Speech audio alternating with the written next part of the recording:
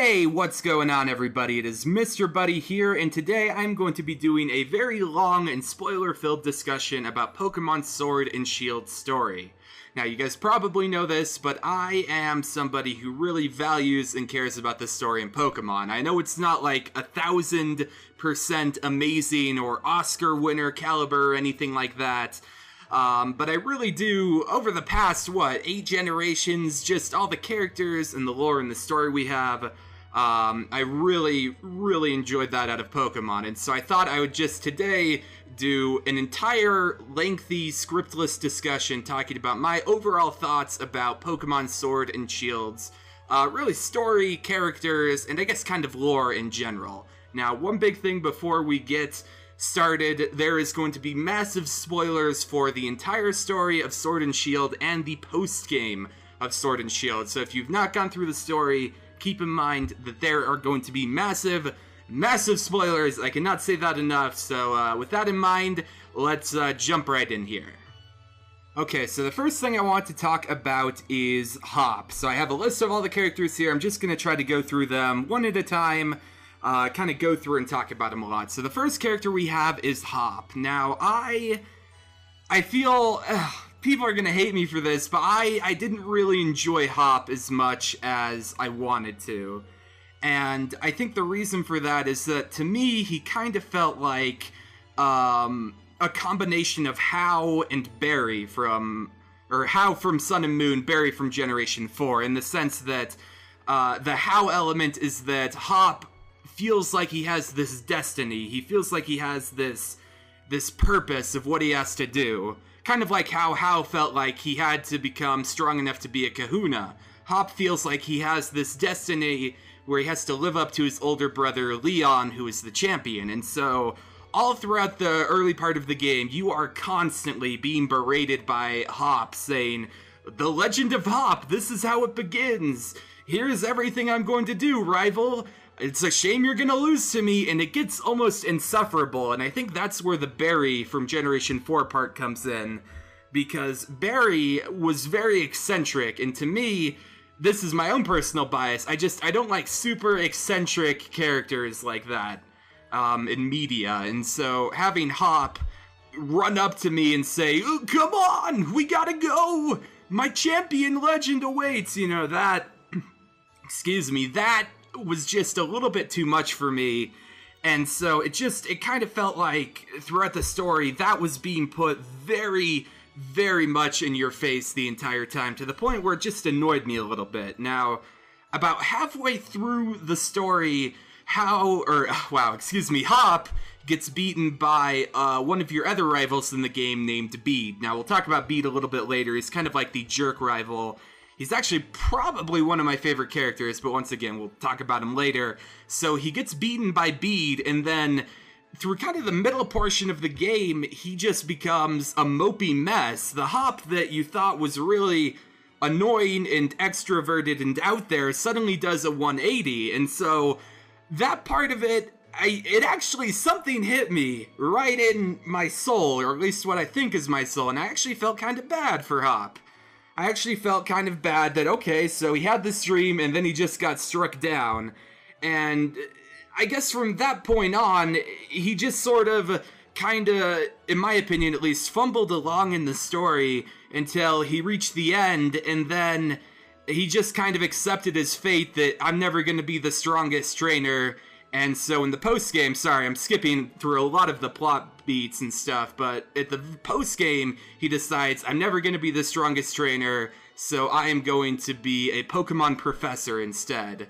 And I think I guess when I write it all down, or I say the general plot points, I like the idea. I feel like in practice, there maybe could have been a little bit more done with it, because I think the idea, I don't know, I guess I said it before, but it feels a little bit too similar to How, of he has this goal, he wants to be this thing, but he realizes he can't do it, so he has to do something else. Yeah, something about that just felt like a retread to me, and so it didn't really grip me as much, and that coupled with the fact that, at least for me, oh my gosh, freaking Hop, very up in your face during the beginning portion of the game, was just a little bit too much for me. I might have just said beat accidentally instead of hop. Forgive me. Okay, let's move on to the next character. So, next character to talk about is Leon. Now, I have so much to talk about Leon. All throughout the game, the residents of Galar are just obsessed with Leon. It seems like every town there are about 5 different people you can talk about who are putting Leon onto this unbeatable pedestal. The great champion Leon. No one can touch him. He has a Charizard, so he's awesome. He's put on this massive, insane pedestal the entire game. But there is one major problem I find with that. And that is that you never really see him do anything in the game worthy of being put on that pedestal. Now, this kind of goes back to some of the older generations, but in almost all of the old gens, you see the champions do some kind of amazing, powerful feat when you meet them. In Generation 2, you see Lance going up against Team Rocket solo with his Dragonite, and he helps you out. In Generation 3, you see Steven go up against Team Magma/Aqua. In Generation 4, you have Cynthia diving headfirst into the Distortion world. My problem with Leon is that you never see him do anything that really proves his strength. Unless I'm forgetting about something, please, chat, I'm actually doing this as a live stream right now. Please, chat, tell me if I missed something. But you never see him do anything that proves his strength to the player. Every time something exciting or crazy seems like it's going to happen, Leon basically turns to the player and says, "Don't worry about this. The adults have got this. I'll take care of it. You go on your journey." And the reason they do that is to preserve the surprise of Eternatus and all that stuff a little bit later. Okay, Kaiten in the chat is bringing up a good point. He does try to catch Eternatus, that is true. But the problem there is that he just gets destroyed by Eternatus. It's kind of like an Alder situation where he's kind of talked up the whole time, but then you just see him get destroyed. And to me, that didn't really resonate as much. There's kind of a principle when it comes to storytelling, which is that you're supposed to show, not tell. Or if you're writing something, you need to at least describe it rather than just saying it. So, like, you know, rather than just saying Leon is the best, greatest champion, show us him do something. The Eternatus stuff, that's fair. That's fair. He did almost win against Eternatus, that is good. I'm glad I have the live chat on for this. I did forget about that. But I guess the problem is that we don't really see the battle, as far as I'm recalling. We see him try to capture it, and then it breaks free. And then later on in the story, we hear that Leon got blown away or something, and so that's why he was gone. So I find that really interesting, and so that really kind of bumps Leon down a few pegs for me. I don't think he's the worst champion. In a world where Diantha exists and has 3 lines of dialogue, nobody can ever be worse than her. I'm sorry, Diantha, you're awesome. If you had a Pokemon Z, you would have been great, but man, base X and Y, Diantha is a bummer. Sorry, I'm sure I'm gonna get a lot of flack for that, but I don't know, Leon is fine. That's the big thing that kind of bothered me about him, is that you're just told he's great, but you never see him do anything spectacular aside from, once again, that brief part with the Eternatus battle. So I think they really could have done more with that, because I think his personality's kind of endearing. You know, he's bad with directions. You can tell that he's a little bit confident. Like when you beat him, his animation seems like he's about to lose it, but then he just kind of gives in. I really like that. His battle theme is pretty awesome. So, oh, Victor, you're bringing up something good. His relationship with Rose. Yes, we need to talk about that. Should we jump right into the Rose and Oleana stuff? I think we should. Yeah, so Rose and Oleana, kind of the big bad guys of the game. Now, Rose's main plan, somebody in chat, correct me if I'm wrong here, but Rose's big plan is that the Galar region is eventually going to run out of resources, and he has amassed kind of this giant corporate monopoly of making factories and power plants and whatnot in the region, but he sees the problem that in thousands of years they are going to run out of resources, and so he wants to start fixing that problem as soon as possible. And so his big plan is to hoard wishing stars, which are these powerful Dynamax fragments, I believe I'm understanding that right, and feed them to Eternatus, the ancient legendary who caused something called the Darkest Day thousands of years ago, which made Pokemon Dynamax out of nowhere. He wants to feed them to Eternatus to cause another Darkest Day, and then claim energy from that. I hope I'm getting there right. Somebody in the chat, please come to my rescue here. But the main idea is that he just wanted to have enough energy to power Galar forever, essentially. So, not really the worst villain when you think about it. I mean, Lysander wanted to blow up everybody. Ghetsis wanted to rule an entire region. Rose, he just wanted to help preserve the region and make it live for a long time. So I think, you know, as far as like a villain goes, I think that's fine. I feel like we didn't really get enough of his personality, I guess, within the story. Or maybe not personality, but I guess like motives. It kind of felt like, and I know Pokemon does this a lot, but it kind of felt like in the night before the championship, you get a little bit of exposition with Leon and Rose talking, and then the next time you talk to him, he just dumps the entire story on you, and he basically says, yes, the Darkest Day was caused by Eternatus, I have it up here, you know, go try to catch it if you dare, and it kind of feels like it's coming out of nowhere to me.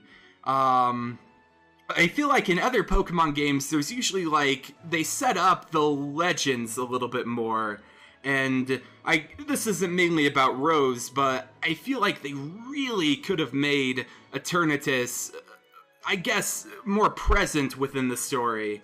So that's something I'll say about that. Rose, I think, is fine. It felt like they needed a twist villain for the sake of having a twist villain. And it worked, but not great. I think what really worked about Rose is his relationship with Oleana and Bede. So this is actually what I found the most interesting part of Rose, but it's implied that, actually it's not implied, excuse me, so it's said that Bede is an orphan that Rose took in because he saw a spark of something within him, and then Bede kind of devoted himself to Chairman Rose, and so Chairman Rose kind of used Bede to get what he wanted, which was all of the wishing stars. And then it's also implied, somebody correct me if I'm wrong once again, but it's also implied that he did the same exact thing with Oleana, because during her battle, she has a line akin to saying something like, when she calls out her Gigantamax Garbodor, which is amazing, by the way, she says something along the lines of, even though I'm not in the gutter anymore, I'm still going to use this. I know it wasn't exactly that, but that's kind of the general sentiment, and so it's kind of implied that Bede and Oleana are one and the same, and that if Bede were to stick under Chairman Rose, he would eventually become sort of the subordinate, insane, I don't know what to call her, admin, I guess, of Macrocosmos, which is Chairman Rose's organization. And so I thought that was really interesting, that Chairman Rose, in a way, is kind of like raising these people that he finds, and he's playing the long con, you know? He's playing the long con of, okay, it's kind of like it gets this in a way. I'm going to adopt this person, and then in 20 years, they'll be back, and they're going to help me fulfill my plan. So I found that to be really interesting. That might be my favorite part of Chairman Rose, is the idea that on the outside, he's trying to help the region, but then when you really dig deeper into him, he's doing horrible things of using Bede, using Oleana, but he's not really a bad guy, I guess. Yeah, at the very end of the story, I didn't love how they did this, but there was just a random person in one of the cutscenes who says that, yeah, Chairman Rose turned himself in, and I wish we could have seen that, or had like one final talking to with him or something, you know, where he could show just a little bit of remorse for his manipulative actions. That would have been great. So, Yeah, I guess let's talk about Oleana. We can kind of transition from Chairman Rose to Oleana now. Not really a ton to say about her. I guess we already kind of talked about her. I kind of wish she was present more in the story, or had maybe even become the main villain. I don't want to get too armchair writer here, because people can call me out for that, because listen, I am an armchair writer. I don't know how to write a story that well, dare I say it, but I kind of feel like there might have been something cool if Oleana was kind of the twist on a twist, because you think that Team Yell is going to be the villain, but then it's really Chairman Rose. But what if it's not even Chairman Rose that's the villain, but it's Oleana? I was kind of thinking it might have been interesting if, so Bede kind of gets taken away. We'll talk about him in a moment. He kind of gets taken out of the running. He feels betrayed by Rose. He feels betrayed by Oleana. So he kind of gets out of the inner circle of Macrocosmos. So I kind of feel like at that point, maybe Oleana wants to take all the glory, and so she would just go all in and try to just go overboard, and maybe she's the one who tries to get Eternatus, and Chairman Rose is like, whoa, that's too much even for me, but she just goes all in and goes crazy. Oh, gosh dang it, sorry, this is why I don't do a live stream, just hit my knee. Ooh, that's a boo-boo. Future me, cut this out of the video.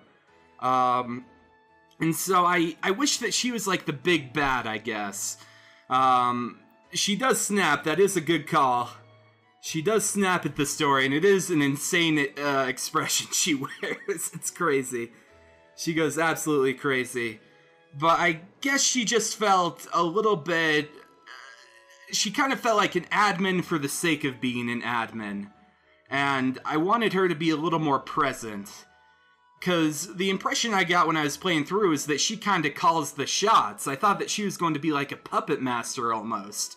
Because every time you see her and Chairman Rose outside of the stadium, she's always trying to rush him somewhere or get him to do something. So I thought, okay, maybe the twist on a twist is that she's going to be the one puppeteering Chairman Rose to do whatever. But in the end, she was just kind of another...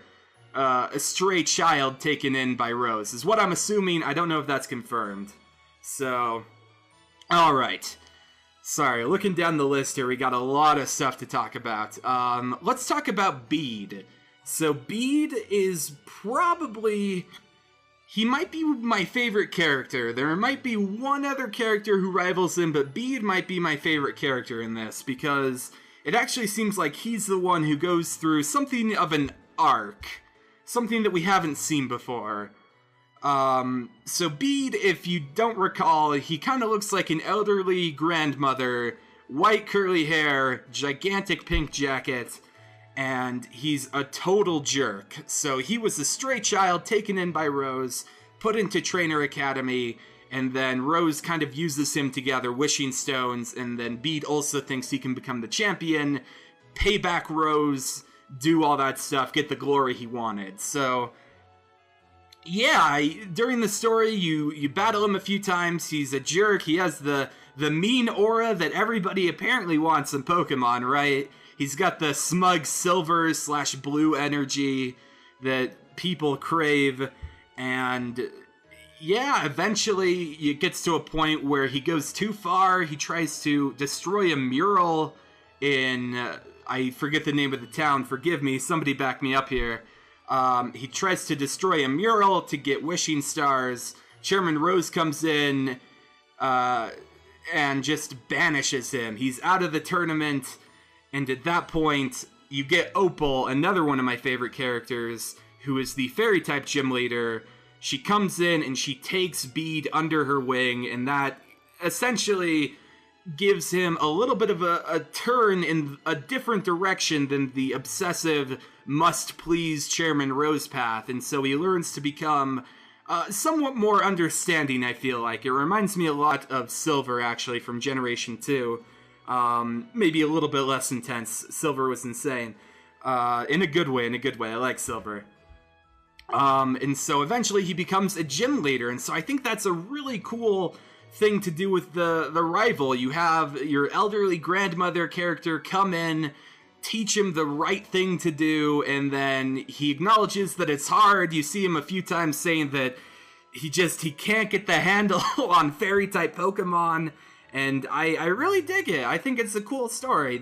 He's one of my favorite characters. I guess maybe it's not the most original thing in Pokemon, because once again, Silver kind of had an arc like that, but I really liked it. I like that you have a gym leader go outside of their gym and help a character that's clearly troubled. My gosh, I don't think it's fair to just skim over that Bede, unasked as far as I know, went and tried to destroy a gigantic mural. It's crazy. And then by the end of the game, I mean, he's still a little bit smug and a little bit mean, but he's a lot nicer, and you can see an arc. So I dig it, I dig it. Is there anything else with Bede to talk about? I think that was kind of his main story. He doesn't really do much in the post-game. We'll talk about the post-game. A lot to mention there. Good gosh. Uwaddle is asking, are we going to get your thoughts on each gym leader? I guess right now I can talk about all the gym leaders in general before we move on to Marnie. The gym leaders... Oh, it's complicated. It's complicated. Yeah, with the gym leaders, I always think about Black and White, because I think Pokemon Black and White was the pinnacle of the gym leaders. Each of them had a very defined personality, and they did something outside of their gym to help you or to stop Team Plasma, and I really, really enjoyed that. In this game, talking solely about the character of the gym leaders, not the gym challenges themselves, because I really, really like those. They were awesome. I'm with you. I'm with you, Chad. Gym challenges, very cool. But talking purely about the character of the gym leaders, all of them except for Opal and I would say Piers, the Dark-type gym leader, they didn't really leave much of an impact on me. I felt like Milo didn't really do anything outside of the gym. Nessa, you see at a lighthouse, but then she just goes back into her gym anyways. Kabu, I think, is a cool idea if it's true that he's related to Flannery, which is one of the rumors because he's from Hoenn. But, like, he does have a very different personality, but he didn't really do much outside of the gym. So, not that that's, like, the sole bearing on their character, but, like, you can't just have a gym leader stay in the gym anymore. That was one of my big critiques about Generation 6, is that almost none of the gym leaders went outside of the gym and were actually characters you could interact with. And it kind of felt the same in this game, outside of, once again, Opal and Piers. I'm trying to remember all the other gym leaders. For me, I played Swords, so I had Gordy in the Ice Town. And, like, that reminded me of the gym leader of old, where you hear almost no mention of him before. You go in there, and I left, and I immediately forgot about him, because you don't see him again. I have no idea who Gordy is. So, I'm sorry, I don't mean to smack down the gym leaders, because Piers and Opal are great. I think Opal is cool. I don't know if we've ever had a gym leader that's ever been... well, I shouldn't say that. I was going to say that that's old. That's that old as Opal, but yeah, that's not fair. Opal is, I liked her gym too, but she actually does stuff outside of there. She meets with Bede. She's trying to find a successor to her gym. It's great. And then Piers, we should talk about Piers. He's a Dark-type gym leader, but he's awesome. He's really cool to me. He's chill. He's very protective of Marnie, his sister. We'll talk about her. Sorry, there's like 1,000 characters we gotta go over in this game. I'm sorry. Yeah, so it's cool. Our first Dark-type gym leader, I don't think he disappointed. And I think there's really... Oh, we might get into Team Yell before we talk about Marnie, but I think there was a really cool story detail in the sense of Piers and Marnie's hometown seemed a little bit down in the dumps, and so all the people you talk to were kind of talking about, hey, you know, this town, seen better days, kind of forgotten by the league, it's not built on a power spot, so you can't even Gigantamax here, and I thought that was really interesting, and like, even Piers makes it a point to not use Dynamaxing at all, and I think that's a really cool character choice. The idea of a character wanting to sort of show that they're strong without trying to use one of the big staples of what people would say in Galara's strength, which is making your Pokemon a billion-foot skyscraper. So I found that really interesting. But, oh god, where was I going with this? Sorry, forgive me. Very late right now. Very late right now. Yeah, I think there was a nugget of an idea there where Team Yell, who, for those who don't know, Team Yell, it was revealed, are actually the gym trainers for Piers' Dark-type gym. It kind of seemed like Team Yell were almost trying to give their town, like, the recognition it deserved. They were trying to bring it back up to the populace, I guess. Trying to make it more... I guess more in the spotlight. So that was kind of the vibe I got from them when it sort of all came together. The idea that Team Yell is trying to cheer on Marnie, trying to make her win so that she can bring glory and pride back to their town, which has fallen into disarray. Exactly, Shockflare. That's a good way to put it. Just neglected. They're not bad. And so I think that was a cool idea. I wish they could have pushed it a little bit further. Just a little bit. Because... Team Yell, I mean, they're not bad, and you definitely couldn't have them do anything bad within the story, or else that would kind of ruin the idea of the Dark-type gym being the nicest and most helpful gym leader in town. But, like, man, Team Yell, it felt like they didn't do anything, man. I'm sorry. They felt... I know we all like to harp on Team Skull. Yo, yo, yo, where are you at, Team Skull? But I know we like to harp on them. But it felt like Team Skull did more than Team Yell did. Oh man, like Team Skull at least still a bus stop. All Team Yell did is they blocked a path and they cheered on people. And I'm not saying every evil team needs to be like this crazy bad. Once again, not every team needs to be like Team Flare. Try to blow up people.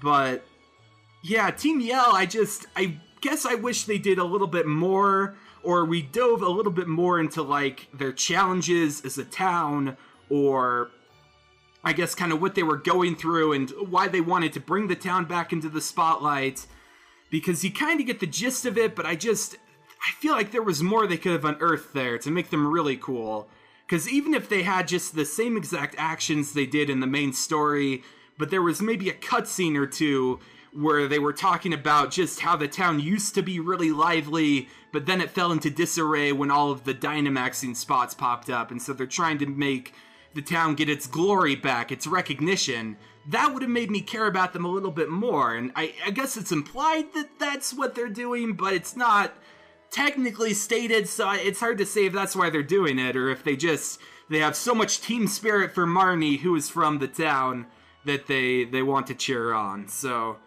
Yeah, that's what I think about Team Skull. Not Team Skull. Team Yell, excuse me. Team Skull versus Team Yell. I'd watch that.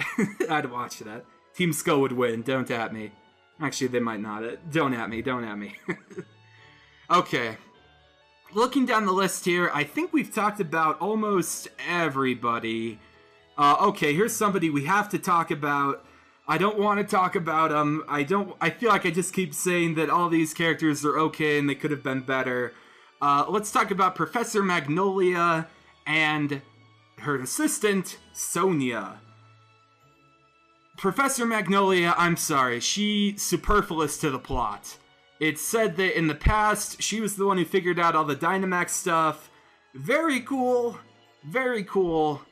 But in the modern day story, you talk to her, I think, 2 times, maybe 3 times, and I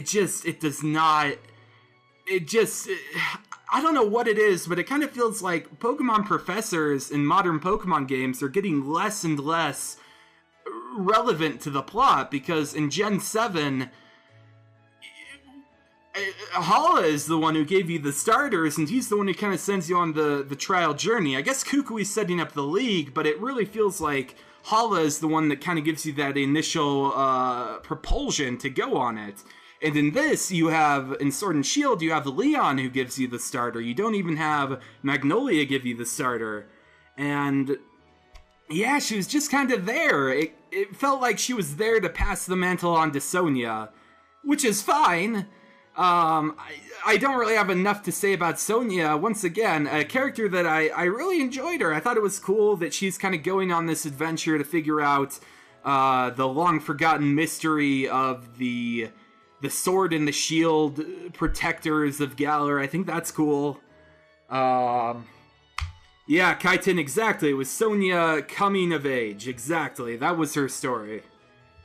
And I think it worked well for what it was. I guess maybe I'm just too used to the old professor molds that Pokemon has done, where the professor is usually a relatively integral part of the story, and you see them pop up a bunch. So I guess maybe I was holding on to that, so maybe it's not fair to judge. And I thought Sonya was fine. I kind of wish they went a little bit more into detail about what her and Leon's rivalry would have been, because I think that is maybe the most interesting part about her. Did she lose the league and then decide to become a professor? Is her story paralleling How's? I think it's very interesting. So, yeah, not a ton to say there. Sorry. I'm not the greatest at critiquing stories, forgive me. I guess I was hoping we would see a little bit more with Sonya. Kind of backstory-wise, forgive me. Did I mention it's late right now?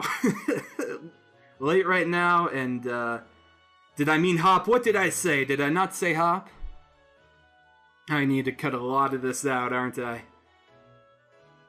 Alright, who else do we need to talk about? Marnie! Thank you, everybody. Thank you. I did not talk about Marnie. I like Marnie. Marnie's a good character, I thought. What I really liked about Marnie is that they went all in with their accent, and I thought it was great. Somebody from England and or just Britain in general, you gotta tell me, are some of those phrases real, or did they just pull those from, like, a stereotype British book? Because I have never heard the phrase, oh, what is it? It's like, oh, what was it? It was like lip flapping or something. Piers and I think Sonya used the phrase, a windchag, or a chinwag. Oh my goodness. Yeah, the word shirty and the word chinwag. I have never heard, are those real British phrases? If they are, then I won't judge. I was wondering if that was maybe too much. Yeah, chinwag is common. Okay, I'm gonna cut this part out then. I do not want all the British people coming after me in my dumb American ways. Okay, so yeah, I liked Marnie. It kind of felt like I'm not sure where to take the conversation about her, because on the one hand, it does kind of feel a little bit like the Hop/How storyline.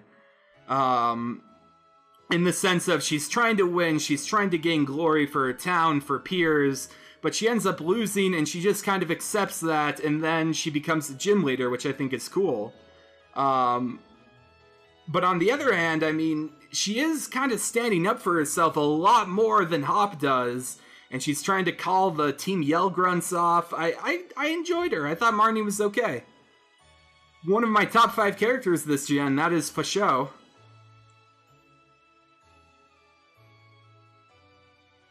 Okay, so I'm looking here through everything.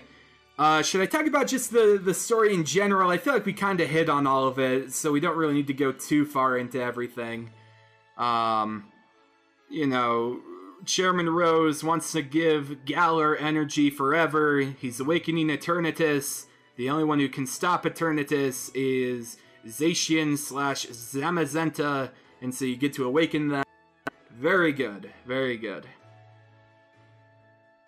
The music in the Eternatus Part 3 battle, very cool, very cool. The guitar sounds like a wolf howl. That's awesome. Oh no. Okay, are we back? Okay, we should be back. Alright, so I guess the final thing to talk about, let's talk about the post-game story. I just want to talk once again about the story itself, not the gameplay part of it, because I think the gameplay it didn't really engage me as much as I was hoping, because all you do in the post-game is you go to all the gyms again and battle a Dynamax Pokemon, and then you get to catch the, the legendary, the box legendary, which I think is fine. I guess not the most exciting thing, not personally what I would like out of post-game, gameplay-wise, but whatever. Let's talk about the story. So, in the story, this is when you get two brand new characters. You have Swordward and Shieldbert. I don't know if it's a common reaction, but when their designs popped up, I laughed, man. Swordward's hair is ridiculous. And this is coming from the Bayhive guy. That hair, ridiculous. My gosh. But more so than that, diving into kind of their characters, they are descendants from the ancient heroes of Galar, and they feel that Sonia, who has written a book about all of her adventures and uncovering of the legends of Galar, they feel like her book is a gigantic lie, and it's spitting in the face of their legacy. So they have decided that they are going to show the region the true nature of Zacian and Zamazenta by exposing it to the Wishing Star energy and making it go berserk on everything. And so, during the story, they're just kind of your classic jerks. It's a little funny to finally see like a very haughty British jerk, you know. Oh my! The little whelpling has come to strike us down, brother. Let's have a spot of tea! You know, that kind of British thing. Forgive me, everyone from Britain. I'm so sorry. Didn't they only claim to be? They did claim to be Lillian, but they actually do confirm that they are technically descendants of the old Galar heroes. They claim to be descendants, and then it's, I believe, revealed by, I want to say Leon or somebody else, that they actually are the descendants. So they're technically legit. And they feel that Sonia is besmirching their names, so they turn to villainy. They flaunt their celebrity status. It's pretty over the top, but I like it in that way. It's a little funny. And then at the end of the story, of course, you beat them. They're not particularly tough. You catch whoever your box legendary is. Then Hop goes, calms down the other one. Then he gets it for free. And yeah, that's pretty much how the story wraps up. The Swordward and Shieldbert. I have to look at their names because I don't remember them. They're ridiculous. They just have a 100% heel turn at the very end, and they decide to become good guys after you save them from one of the legendary dogs. Or wolves, excuse me. And then, yeah, they do a total face turn. They're nice to you, and they apologize to everyone then. And yeah, I don't there's not really a ton to say. Part of me wonders if maybe they could have been like the main bad guys, and then maybe Rose and Oleana turn evil at the very end, and that's when you get Eternatus. You kind of like switch the two around, because I wonder if maybe having I'm just gonna say team Sword and Shield, I'm wondering if maybe that during the main story could have been compelling, if they feel like they are the true rulers. They need to come in here and rule everything, and in the end they realize that, not necessarily that they aren't fit to rule, but that they just suck at ruling. Or they don't deserve to rule, but yeah, that they're just really bad rulers, and everybody hates them. I don't know. I'm just spitballing ideas here. I that wouldn't have necessarily had as much depth, but yeah, I don't know. I think that could have been an interesting way to go about it. So I think that about wraps up all the things I wanted to talk about when it comes to the story. One really quick thing I'll mention. Absolutely shocked, no connections with Kalos at all. None. Zip. Zero. I think they mentioned Kalos maybe once with like a random NPC dialogue, but like no Diantha showing up, no Cybold or Wilkstrom. None of them. That's crazy to me. especially with like England and France's connection, they could have done something, anything, but to not, that is ridiculous to me. So I was hoping we'd see something like that, and then just in general, not really any references or things to like old characters. Kind of crazy. Very interesting. Alright, so that's all I wanted to mention. Thank you guys for stopping by the old discussion stream today. I'm gonna have this up later. Gonna be a little more edited. Gonna have some dialogue or some pictures and videos. I'm very tired right now. I'm so sorry, everyone. So let me know what you guys thought of the Sword and Shield story. Did you like it? Did you not like it? Do you disagree with me on any of my takes? I know that a lot of people are. I know that people really like Hop. I pray that we can all be very civil in the comments section. I'm not a huge Hop fan, you guys heard that, but if you are, please don't be afraid to share it and why you like him. Thank you guys for watching, and I will catch you later. This is my one and only Sword and Shield video, so very good. I will see you guys on the flippity flip. See ya.